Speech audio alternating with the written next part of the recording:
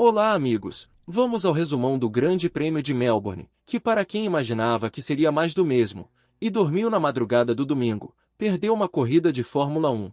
No primeiro treino livre da sexta-feira, Norris liderou. O piloto da McLaren estabeleceu a marca de 1 minuto 18 segundos 564 para terminar à frente de Max Verstappen, da Red Bull. Russell ficou em terceiro. Faltando 20 minutos para o fim, Albon bateu forte nas curvas 7 e 8. Seu carro ricocheteou na zebra da curva 6 e bateu na mureta, causando grandes danos ao FW45. Carlos Sainz voltou ao carro após sua operação da apendicite e conseguiu o oitavo tempo. Na segunda sessão de treinos livres, Charles ficou à frente de todos. O monegasco dominou a sessão à frente de Verstappen. Sainz em terceiro à frente dos dois Aston Martins.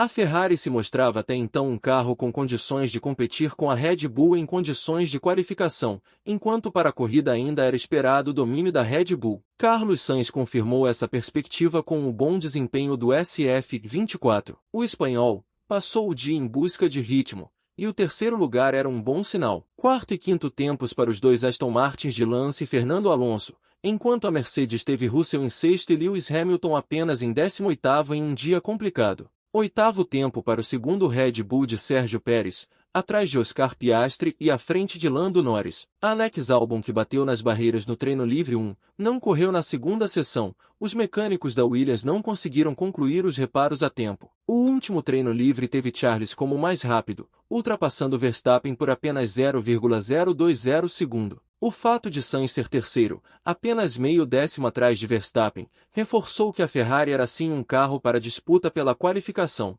Sérgio Pérez foi 0,280 segundo mais lento que Verstappen, ficando com o sétimo tempo. O piloto da Aston Martin, Fernando Alonso, ultrapassou Pérez em sexto, enquanto o herói da casa da McLaren, Oscar Piastri, ficou a menos de um décimo atrás, em oitavo. Atrás, Lance em nono e Lando Norris em um decepcionante 10º lugar. Numa decisão muito comentada, a Williams cedeu o carro de Logan para Albon, por não conseguir recuperar o carro danificado no primeiro treino livre, apostando em Albon como a melhor opção para terminar nos pontos no domingo. Ele começou essa aposta com um conjunto totalmente novo de componentes do motor, sendo 13º no treino final, enquanto tentava recuperar o atraso depois de perder o TL2.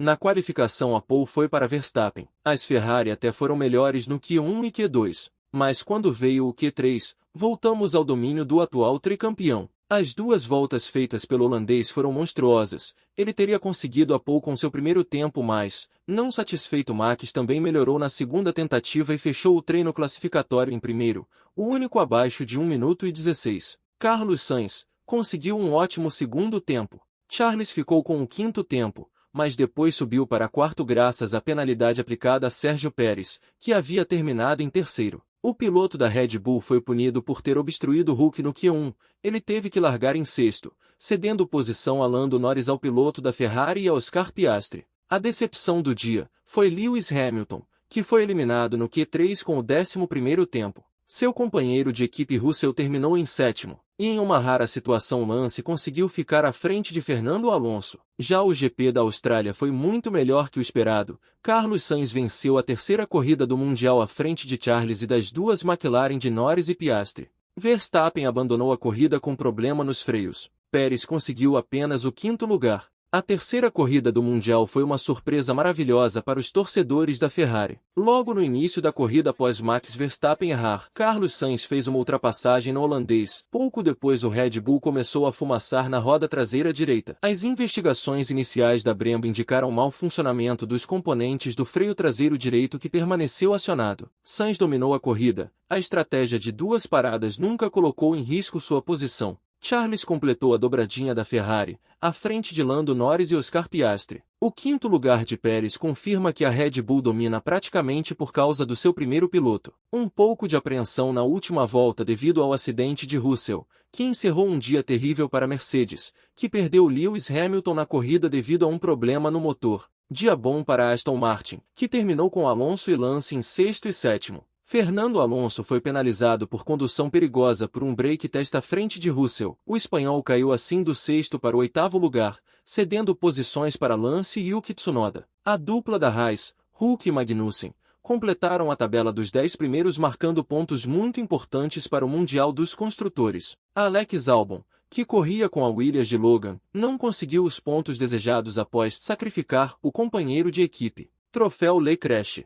Com certeza, o troféu ficou para o acidente do Russell após o possível break test do Alonso. Para qual dos pilotos fica o troféu fica a seu critério. Deixe sua opinião nos comentários. O Alonso foi sujo? Ou malandro? Russell foi inocente? Ou vacilou na aproximação repentina ao carro de Alonso e errou? Dados preliminares apontam que Alonso deu um leve toque no freio na aproximação da curva, o suficiente para um break test, causando treta. Alguns atritos no fim de semana a serem observados nos próximos grandes prêmios. Como fica o ambiente na Williams pós-troca de carros entre Logan e Albon? Na McLaren tivemos uma troca de posição durante a corrida entre Piastri e Norris. No fim da corrida, boa parte do autódromo e dos telespectadores esperavam a troca de posições novamente, algo que não aconteceu. Piastri disse que como equipe, tomamos a decisão certa.